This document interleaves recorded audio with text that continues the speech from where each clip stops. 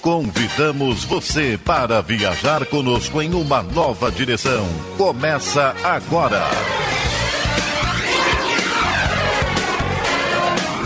Novos rumos. Ligue e participe. Coordenação e apresentação, Nádia do Couto Vale.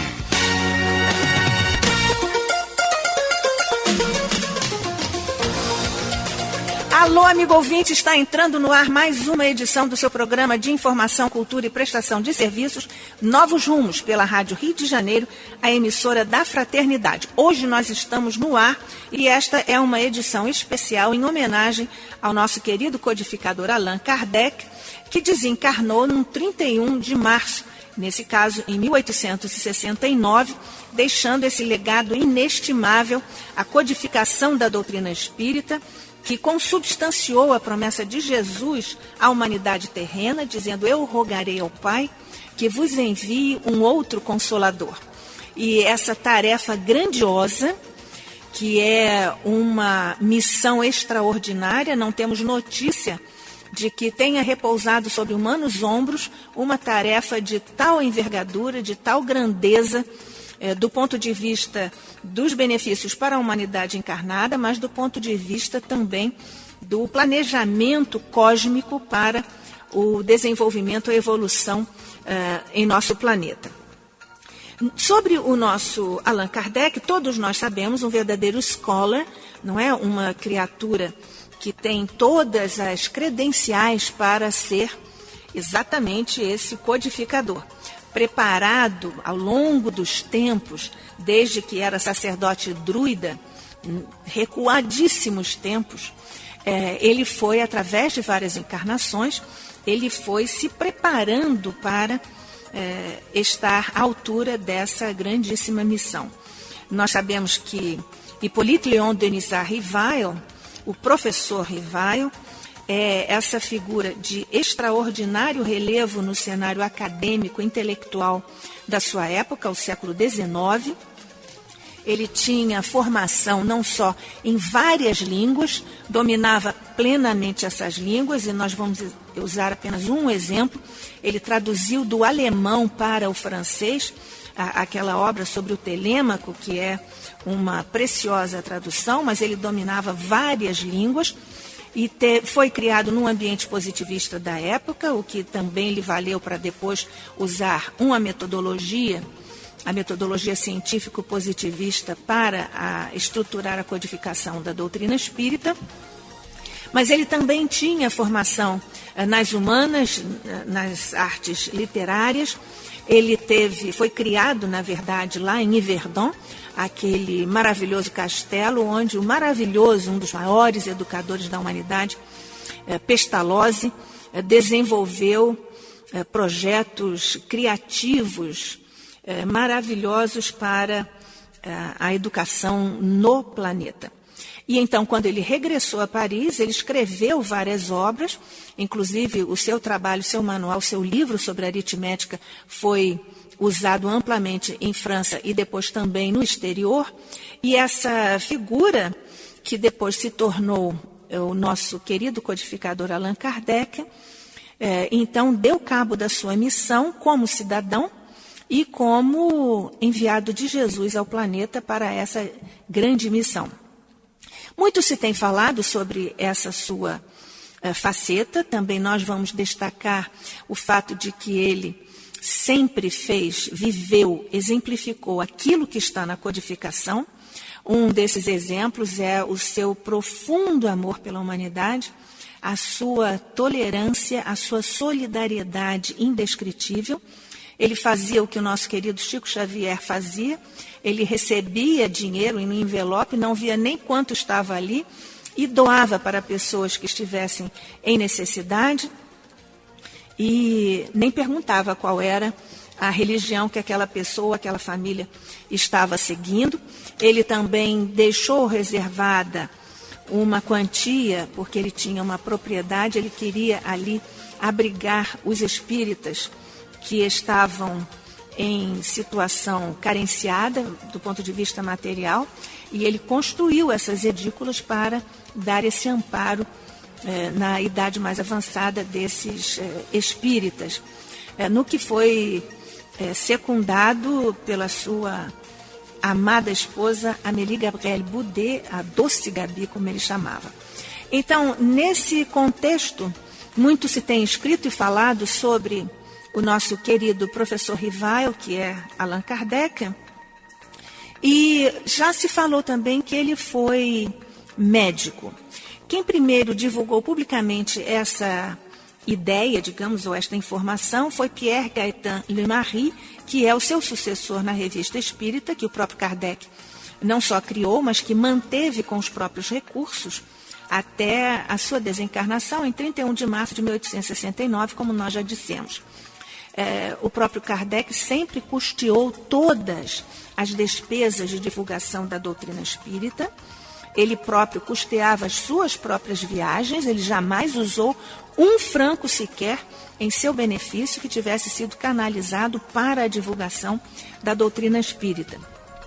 Então foi Pierre Gaëtan Lemarie que falou, em primeiro lugar, sobre uma possibilidade de Kardec ser médico. Não existe nenhuma comprovação a esse respeito, mas essa coisa foi crescendo, foi assumida e continuaram a divulgar o seu biógrafo, Henri Sauce, mas também Charles Richer e outros, Gabriel Delanne também, Leopoldo Deauville e outros estudiosos do Espiritismo. Mas não há até hoje nenhuma comprovação, nem qualquer referência nos escritos do próprio Kardec a esse respeito. Não existe, portanto, nenhuma informação a respeito de ele ter frequentado oficialmente ou mesmo como ouvinte qualquer faculdade de medicina.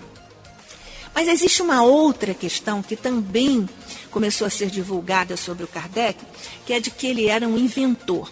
Na verdade, ele inventou vários métodos educacionais, um grandíssimo educador que ele sempre foi, mas não havia nenhuma comprovação a respeito de alguma invenção de Rivail Kardec.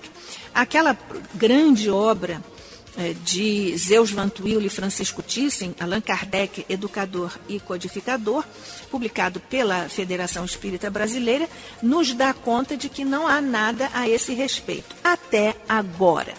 Porque agora, amigo ouvinte, amigo internauta, nós temos temos provas cabais de que Rivail Kardec foi um inventor. E isso foi um trabalho, poderíamos dizer, de equipe. O nosso querido pesquisador da época do Espiritismo pós-Kardec, Adriano Calzone, que estará daqui a pouquinho conosco aqui no Novos Rumos, e ele conversou conosco quando esteve aqui. Você conhece o Adriano Calzone, ele já esteve aqui no Novos Rumos, e nós conversando, ele me falou sobre uma pesquisa que ele tinha feito a esse respeito. Eu pedi a ele exclusividade para a revista Cultura Espírita, da qual eu sou editora, você sabe, do Instituto Brasileiro de Cultura Espírita, o ICEB, e ele prontamente acedeu a esse nosso pedido mesmo, né? Não foi só um convite, foi um pedido. E então nós ficamos depois, o Adriano esgotou as possibilidades dele de pesquisa, e quando nós fomos a Paris, nós começamos a falar sobre isso, conversando com nossa amiga Cláudia Bonmartin. Nós fomos em uma verdadeira peregrinação pelos órgãos lá institucionais para vermos se descobríamos as provas que nós precisávamos para isso. Nós vamos ouvir, então, agora está pré-gravado, viu, ouvinte? O depoimento de nossa querida amiga Cláudia Bonmartin, que você também já conhece, ela já esteve aqui no Novos Rumos, a esse respeito sobre a nossa verdadeira aventura doutrinária lá em Paris, em 2017. Vamos ouvi-la. Nós vamos agora falar com uma pessoa que está na Europa há mais de 44 anos, na verdade há 44 anos é que ela está com o seu Centro de Estudos Espíritas Allan Kardec, em Paris, o CESAC de Paris, que é um verdadeiro celeiro de preparação de pessoas que depois foram para a França e para outros lugares para fundar casas espíritas. Portanto, o CESAC de Paris é um celeiro de formação de futuros dirigentes de casas espíritas e de médiuns que foram educados também aí no CESAC. Trata-se de Cláudia Bonmartin. Você, ouvinte, já conhece a nossa Cláudia Bonmartin, nossa querida amiga, que já veio aqui ao Novos Rumos, é amiga da Rádio Rio de Janeiro, amiga do Novos Rumos, e já fez aqui participações também no nosso programa. Cláudia, muito obrigada pela sua participação, a sua disponibilidade sempre inteira para nós e para a doutrina espírita. Sou eu quem agradece. Para mim é uma honra estar no seu programa. Querida, obrigada. Bonjour. A todos aqueles que estão nos ouvindo hoje. Isso, bonjour. Então, Cláudia, eu já antecipei um pouquinho aqui para os nossos ouvintes a nossa peregrinação aí em Paris para descobrirmos a documentação aí no Instituto Nacional de Propriedade Industrial, que é o nosso INPI, que vocês dizem INPE, mas antes nós fizemos umas visitas imensas a vários locais. Antes disso, você pode fazer os comentários que você quiser. Bom, é verdade. Uma coisa que eu acho que o brasileiro deve se dar conta da importância dele nas pesquisas mais recentes sobre Allan Kardec e sobre também sobre outras partes da história do espiritismo. Porque, em realidade, eu acho que a melhor biografia de Kardec está no Brasil. Tivemos algumas tentativas aqui na França, na época de Kardec, um pouco mais pós-Kardec, quer dizer, um pouco mais pós-Kardec, mas é o Brasil que se interessa muitíssimo de fazer e de descobrir, e acaba por descobrindo, histórias, períodos ou fatos interessantes do espiritismo.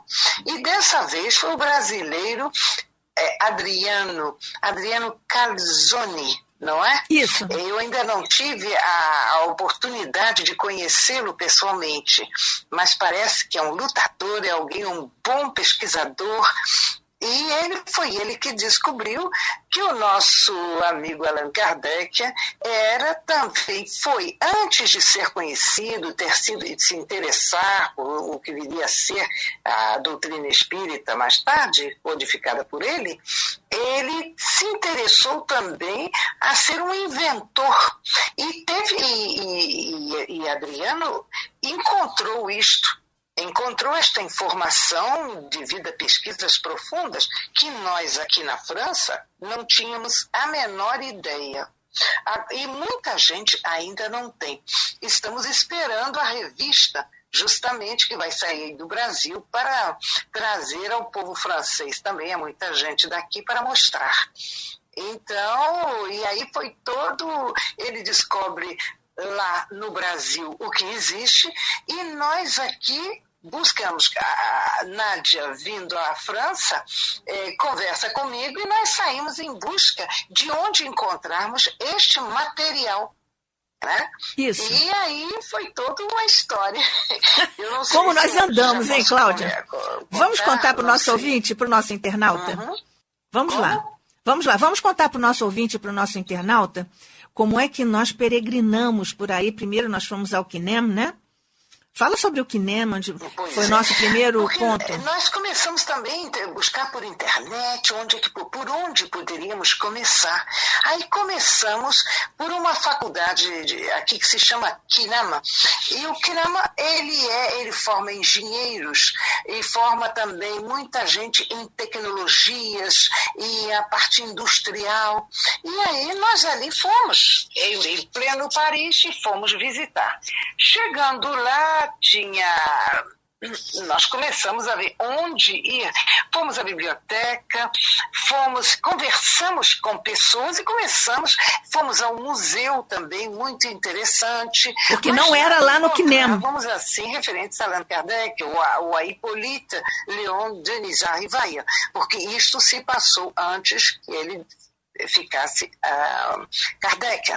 Então nós fomos e depois encontramos uma senhora, uma moça que estava num acolhimento dando informações sobre arquivos mais antigos que se encontravam nesta biblioteca, e aí ela nos atendeu muito agradavelmente, acabou chamando a chefe dela, que também teve muita boa vontade conosco, e começaram a buscar também na internet, lá nesta biblioteca. E então elas chegaram à conclusão que seria interessante que nós fôssemos ao INPI, Instituto Nacional Propriedade Industrial. Como é que a gente fala? Propriedade industrial aqui no Brasil. Propriedade industrial. Individual. Propriedade individual. Aí é individual, aqui é industrial. Temos alguma coisa parecida aí no Brasil. Temos também. O INPI. Então, nós decidimos então, de ir visitar este local naquele mesmo dia. Dava tempo e fomos. E lá fomos recebidos também muito agradavelmente por um senhor responsável de tudo e ele nos mostrou, então, a descoberta de Hippolyte Léon Denis Arrivai. E foi muito interessante, porque ali vimos, e ele disse, não se inquietem que nós vamos poder enviar a vocês este material mandando por um e-mail, internet, porque isso não é uma coisa que se faz de uma hora para outra, mas... E aí foi assim que aconteceu. E depois, mais tarde, eu tive oportunidade, porque nós tivemos de ir a Lyon, a Nádia estava convidada também para fazer uma palestra no Congresso Espírita de Lyon, Congresso Espírita francês, né, mas que se passou em Lyon, e depois ela foi para dar continuidade ao todo o roteiro de palestras na Suíça. Ela foi para a Suíça e eu voltei para a França. E voltei novamente ao INPI para mais detalhes também, para pegar ver mais detalhes deste material para poder enviar ao Brasil. E aí estamos, mais ou menos foi assim que se passou, com a gente descobrindo coisas novas, porque eu nem sabia que isso existia, um INPI existia, e não sabia que também poderia encontrar coisas ligadas a Hippolyte Léon Denis Arrivai, quer dizer, Kardec. Isso. Quer dizer, a gente vê a capacidade deste homem, que tanto era um literário, porque ele era um pedagogo, um professor pedagogo, muito ligado também a essa parte de ciências humanas, e nós vamos ver e de ciências de educação e ciências humanas, e nós vamos ver que ele é capaz, também tinha uma capacidade dentro das ciências técnicas, mais científicas, diria, hoje em dia, porque a descoberta dele está mais ligado com aspectos mais da tecnologia moderna para a época. Entende? Ele tinha demonstrando uma inteligência assim bastante larga, né? Bastante de tendências diferentes. Muito interessante. Muito. E dessa maneira temos que agradecer ao Brasil, porque depois é um trabalho de busca aqui, mas se nós não saberíamos que havia alguma coisa interessante para buscar, não teríamos feito a busca. Exatamente. Então, muito obrigada, Brasil. E nós é que agradecemos a você, Cláudia, pelo seu esforço, pelo seu exemplo de fidelíssima seguidora do Espiritismo. Deus te abençoe, minha querida irmã, minha querida amiga, que você continue assim a nos brindar com exemplos e com ações, porque você trabalha pela divulgação do Espiritismo, inclusive agora junto a organismos internacionais, aproveitando aí o seu estado de cidadã francesa e também com a proximidade de Genebra, você também já trabalhou bastante lá nessa direção da divulgação do Espiritismo. Querida, nós agradecemos muitíssimo a sua participação. Você quer dizer mais alguma coisa? Olha, eu agradeço vocês. Nós aqui fazemos o que podemos, mas o trabalho que é feito no Brasil é maravilhoso. E ele tem sido o motor do espiritismo no mundo. Eu estive esse fim de semana na reunião da Coordenação Europa do Conselho Espírita Internacional, e nós não podemos. A quantidade de países dirigidos por brasileiras, eu digo sempre, por mulheres brasileiras, é enorme. E como são dinâmicas, e como são entusiasmadas, idealistas, querendo realizar muita coisa. Vocês não podem imaginar o mérito do Brasil na difusão do espiritismo fora do Brasil. Eu sempre digo, o Brasil importou o espiritismo da França e exporta para o mundo inteiro o espiritismo e os bons exemplos também de entusiasmo, de idealismo pela doutrina que escolhemos. Então, eu sou uma a mais, mas não sou a... Mas você é muito importante, nós sabemos. A sua modéstia... Muitas outras. Mas a sua modéstia já é proverbial. E gente jovem... Formidáveis. Isso. Cláudia, nós sabemos que você não gosta, mas nós sabemos que você eu até uso, sabe, ouvinte, locomotiva aí na divulgação do espiritismo. E você também, internauta, agora também já vai se familiarizando com isso. Cláudia Beaumartin, nossa querida divulgadora da doutrina espírita, uma grande lutadora, fiel seguidora da doutrina espírita. Deus te abençoe. Te proteja e continue com os exemplos para nós. Também. E eu agradeço do fundo do coração essa oportunidade de conversar com vocês. Nós é que agradecemos. Fique em paz. Muito obrigada, querida. Amigo ouvinte, nós vamos para mais um intervalo. Você já percebeu que nós não dissemos ainda qual é a invenção, não é isso? É porque nós reservamos isso, com os detalhes todos também, para o nosso Adriano Calzone, que é o autor desse artigo que nós publicamos na edição de março de 18 da revista Cultura Espírita, do Instituto de Cultura Espírita do Brasil, ICEB.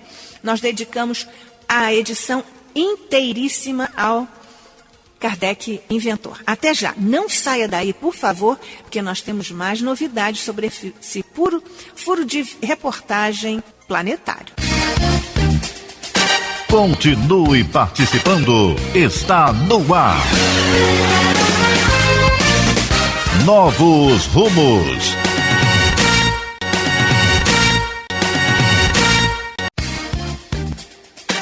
Voltamos a apresentar Novos rumos. Ligue e participe. Coordenação e apresentação, Nádia do Couto Vale. Amigo ouvinte, amigo internauta, está de volta depois do breve intervalo, seu programa Novos Rumos de Informação, Cultura e Prestação de Serviços, hoje tratando de um furo de reportagem internacional, planetário, global, sobre Kardec ser e ter sido um inventor. Até agora não havia nenhuma prova, nenhum documento a esse respeito e nós conseguimos isso. O nosso querido, você conhece, o nosso querido companheiro, pesquisador Adriano Calzone, que tem um livro esplendoroso sobre Amélie Boudet e sobre também Kardec e vários outros. Ele esteve aqui conosco e nós conversamos sobre essa questão de Kardec inventor, e ele disse que tinha um estudo sobre isso. Nós pedimos a ele exclusividade para a revista Cultura Espírita e estamos agora dedicando para essa grande matéria em celebração da data de 31 de março de 1869, desencarnação do nosso querido codificador Allan Kardec. Há uma internauta que disse que não está entendendo. Você chegou agora, mais ou menos já lhe disse, não é isso? Acho que é a Mônica Vidal? Monique Vidal. Monique, agora você está entendendo? Se não, você pode continuar falando conosco. E você também, amigo internauta, pode conversar conosco e com o nosso Adriano Calzone, que já está na linha. E você também que está através da Rádio Rio de Janeiro, 1400 AM, também pode fazer pergunta pelo telefone que nós vamos responder. Adriano Calzone, está na linha. Oi, professora. Ô, meu amigo querido, tudo bem? Boa tarde, um grande prazer falar contigo e com os ouvintes da rádio. Muito obrigado pela oportunidade, mais uma vez. Nós é que agradecemos a você, Adriano.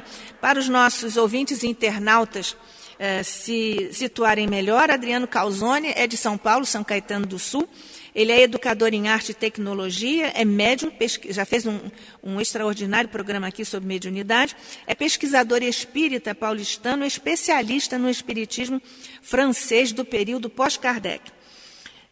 Adriano, muito obrigada por estar novamente aqui conosco. Nós já falamos com Cláudia Bonmartin, já relatou aquela nossa peregrinação que você conhece, não é isso? Pois é. E agora nós vamos contar ao nosso ouvinte, porque nós guardamos para você dizer aos nossos ouvintes e internautas em que consiste a invenção de Rivaio. À época ele era professor Rivaio, não é isso? Exatamente, professor. E essa época é 1853.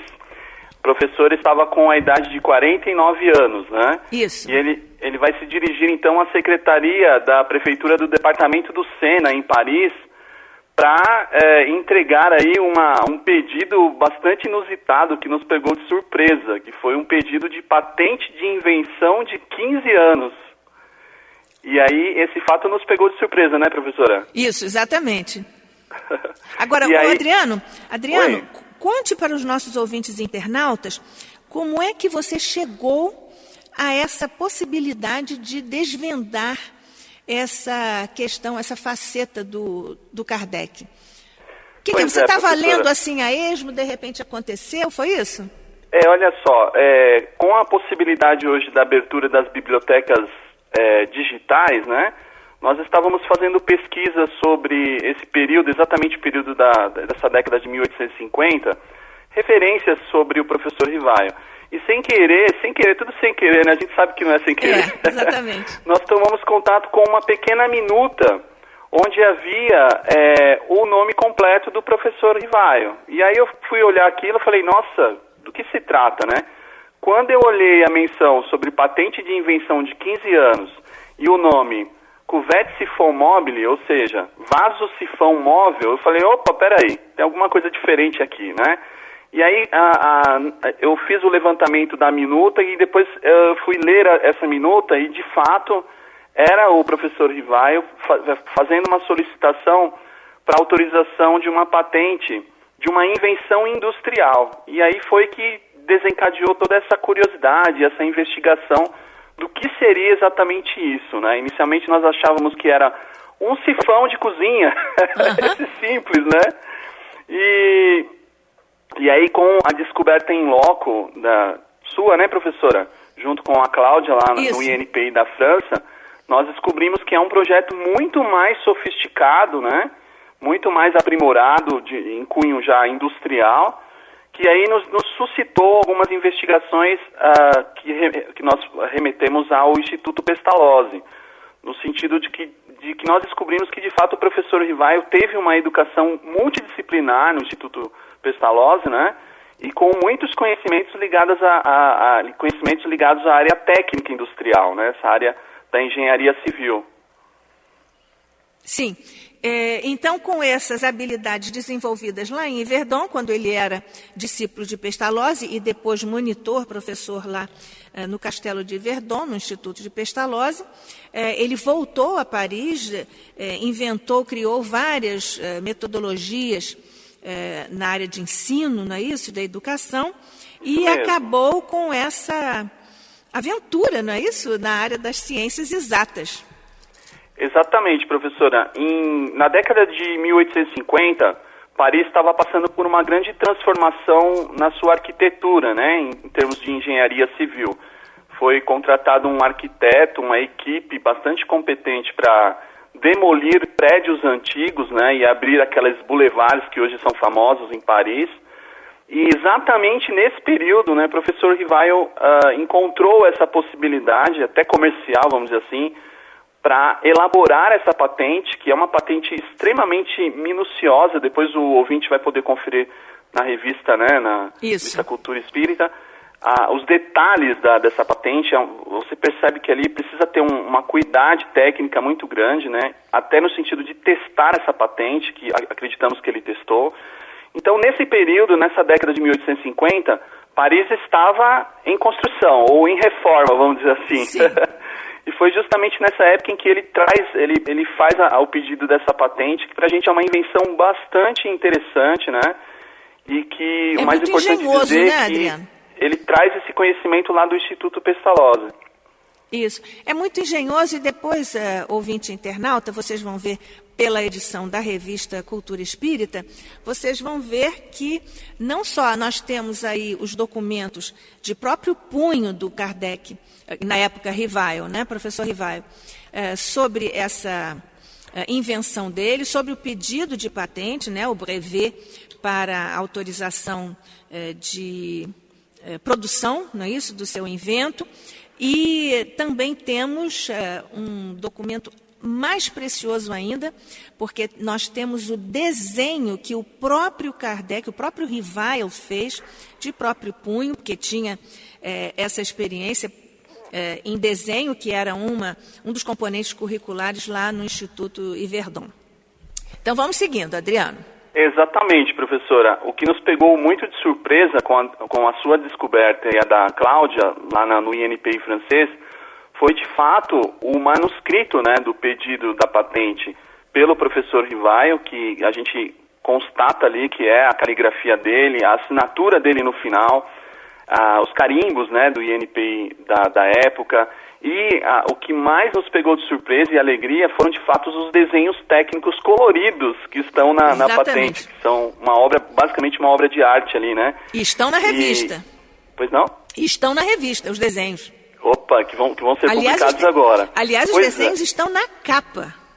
Opa! Então, é importante a gente descobrir, né, que o professor Rivail teve também essa incursão pelo universo da criação, né, o universo dessas descobertas da engenharia também, porque pelo que a gente observa, pelo trabalho que ele apresenta, professora, ele traz uma inovação muito especial, que foi uma inovação de sugestão que as tubulações de Paris fossem de vidro.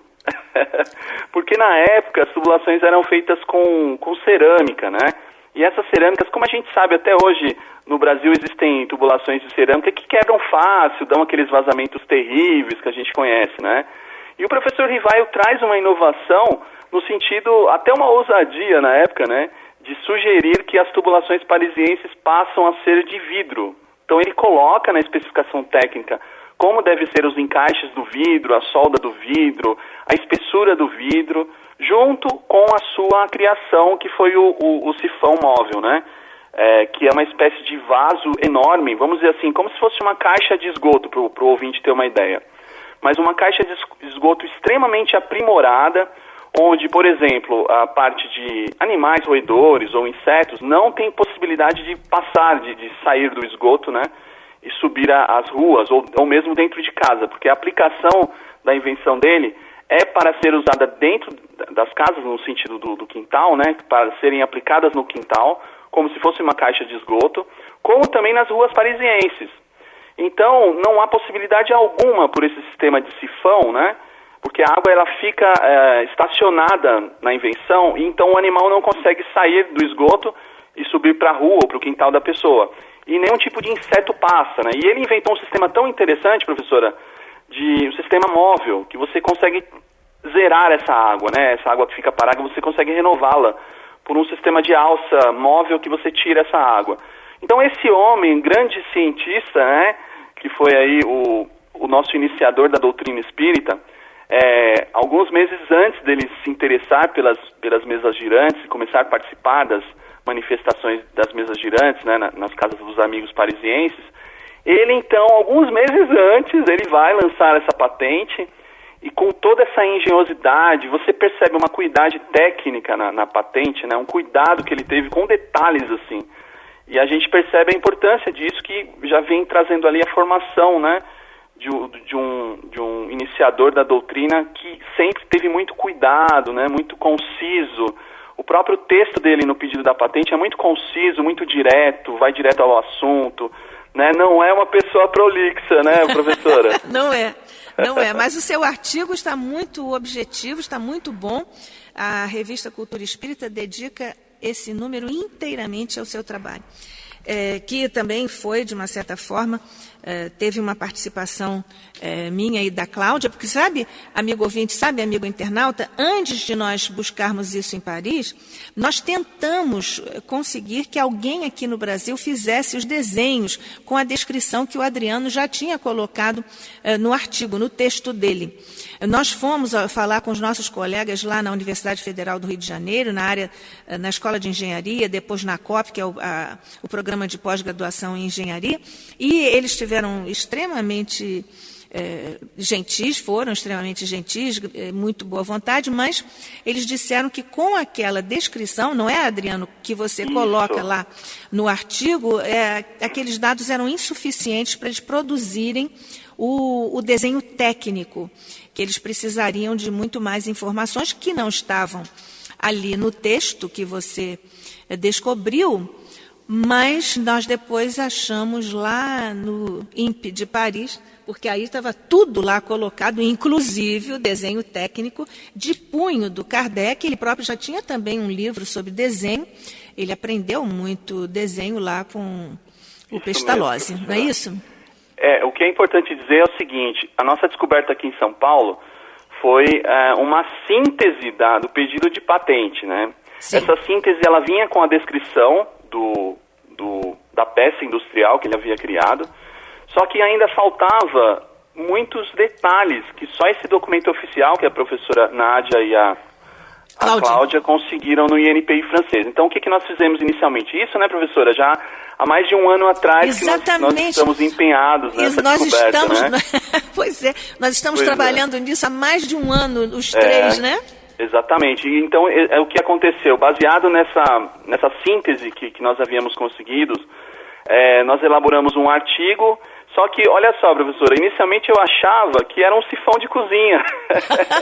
Eu fui enganado pela síntese da minuta. Sim. Quando vocês trouxeram os documentos lá da França, eu tomei um susto, porque eu falei, meu Deus, esse homem, esse cientista, né, que foi o nosso iniciador da doutrina, ele foi muito mais além, né? Ele desenvolveu uma peça industrial que afetaria vidas, né? Afetaria a questão do ambiente das pessoas, do convívio das pessoas nas ruas, dentro de casa, né? A gente percebeu a importância e a responsabilidade dessa descoberta, então. O que revela, não é, Adriano, a preocupação permanente de Rivaio Kardec com o bem-estar do outro, né? Com o bem-estar das pessoas, a sua consciência social, a sua consciência ética, sempre se voltando, o Rivaio, e depois Kardec, naturalmente, sempre se voltando para beneficiar o outro, para resolver coisas para o outro. Exatamente. Depois da vinda dos documentos, né, que vocês trouxeram da França, nós fomos consultar alguns engenheiros aqui em São Paulo, isso, até para ouvir as opiniões deles, né?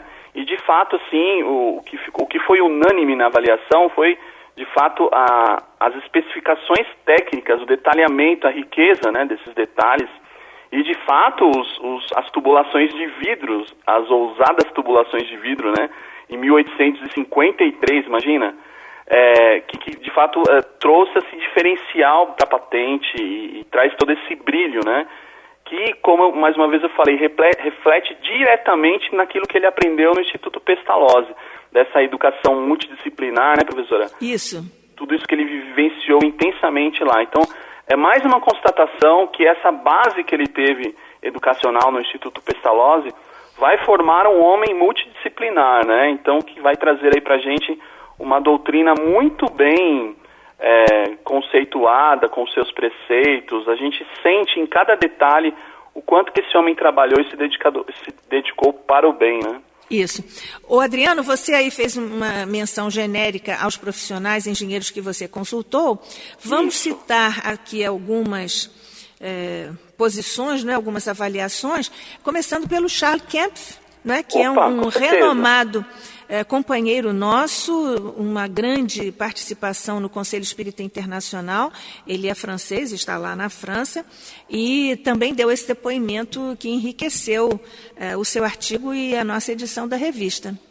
Exatamente. O Charles, olha que interessante, ele é atualmente engenheiro da Escola de Minas de Paris, né? Ele trabalha em indústria ligada a essa área da engenharia.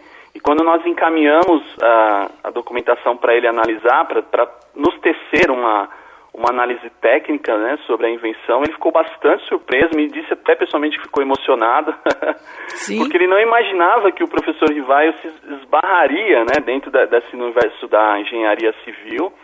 E o Charles, como um dos principais, talvez um dos mais importantes espíritas franceses da atualidade, também especialista na área de engenharia, né?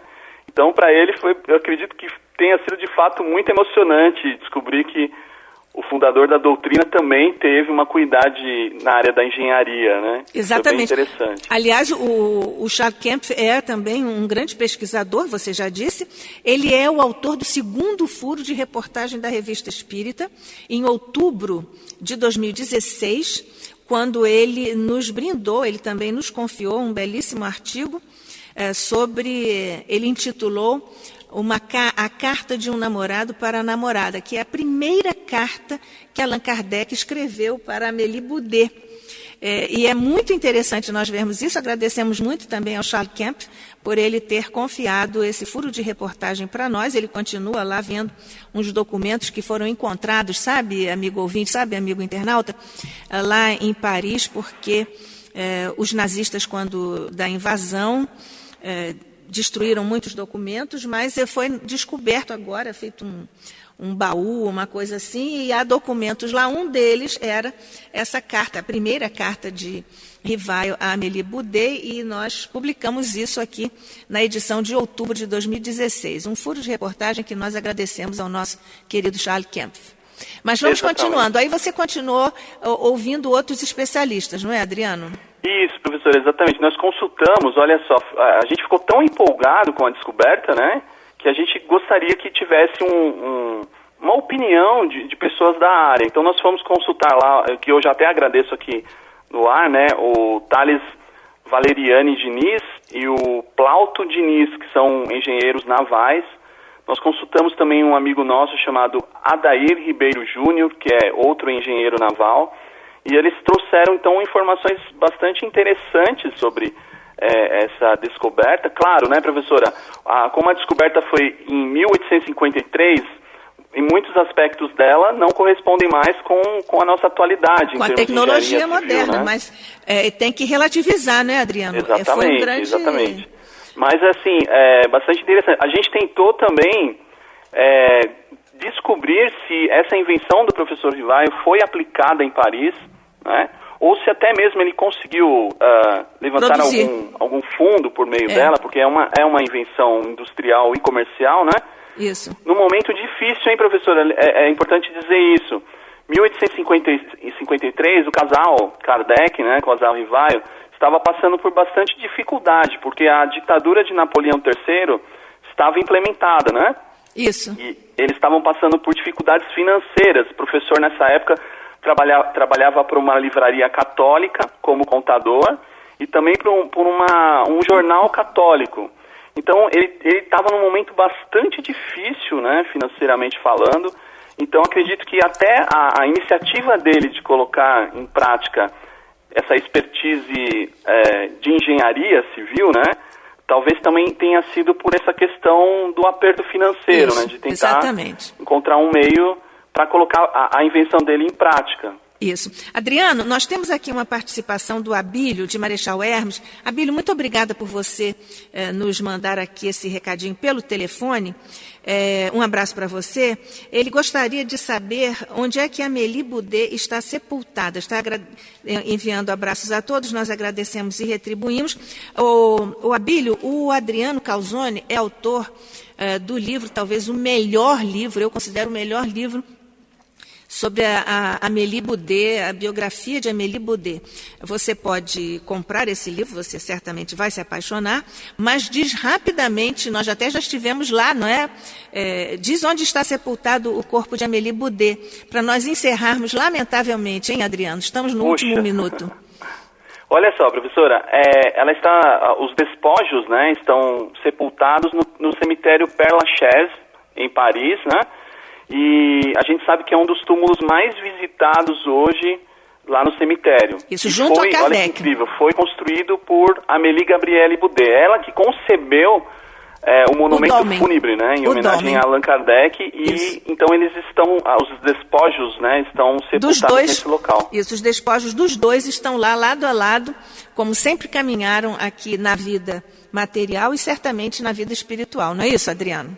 Exatamente, professora. Amélie Gabrielle Boudet foi uma grande mulher, continuadora dos trabalhos de Allan Kardec.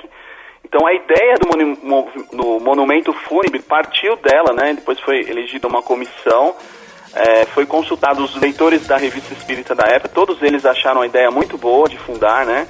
O monumento fúnebre.